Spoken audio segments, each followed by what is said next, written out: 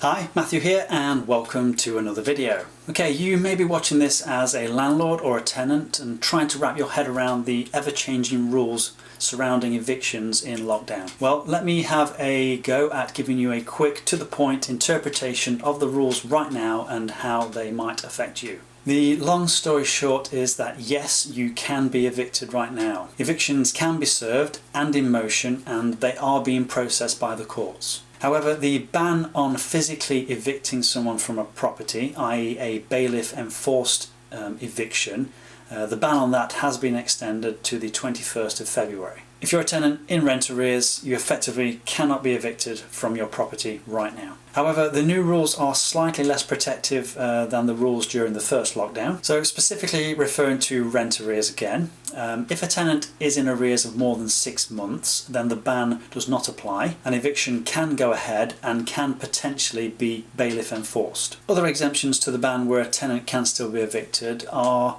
circumstances under which a landlord would choose to serve a Section 8 notice in preference to a Section 21. Generally speaking, a Section 8 notice is used as a tool where the tenant may be in breach of one or multiple terms of the tenancy agreement, and rapid action is needed in order to remove them from the property to resolve the matter promptly. Reasons that a landlord may serve a Section 8 notice right now and be successful in obtaining an eviction order are for some of the most severe cases of things relating to anti-social behaviour and domestic abuse. The long and short of it is that right now the vast majority of tenants should not be facing eviction.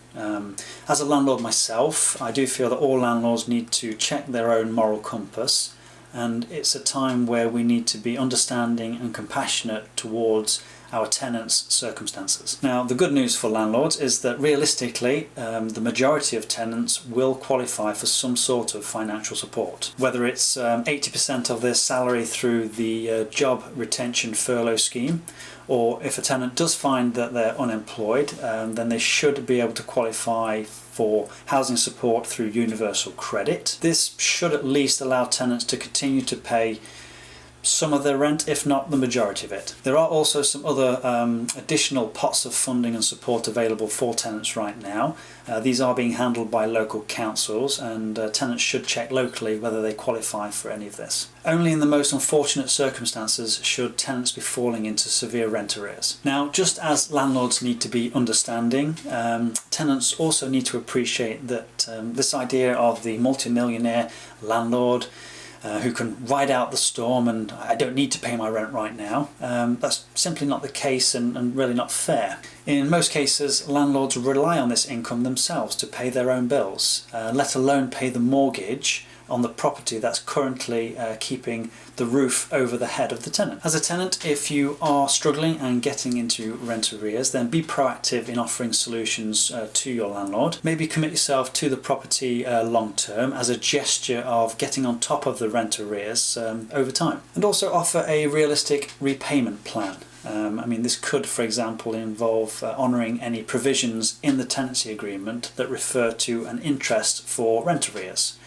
This may just sweeten the deal with your landlord slightly. The most important thing right now is communication. This is no time to be burying your head in the sand. Landlords and tenants need to communicate regularly and just be open and transparent with each other. If both sides are seen to be doing their best for each other, then there really is no reason why the relationship should turn sour. And landlords with mortgages, they need to be exploring all their options right now.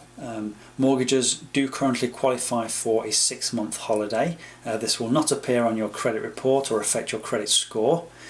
So be sure to take advantage of this if you need to. It's quite clear to see that with the eviction ban and all the other measures that the government has introduced, they are very eager to be able to see tenants in both social and the private renter sector to be able to remain in their properties long term. Now, in order for this to happen, landlords and tenants really must work together. There really are no winners if there's suddenly a deluge of tenants being evicted for rent arrears. The problem doesn't just go away. Let's quickly summarise.